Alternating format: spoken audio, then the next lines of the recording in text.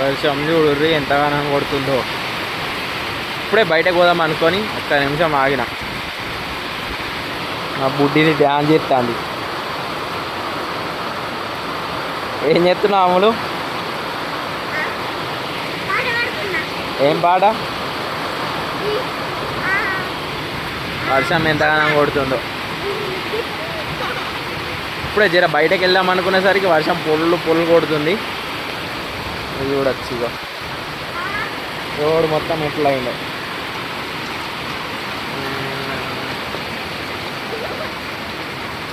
మాకు ఇంట్లో ఏడా పడితే ఆడ కొడుతుంది. అందుకని చెప్పేసి చూద్దాం. ఇంతగానో భారీ వర్షం ఉందని అయితే అనుకోలే.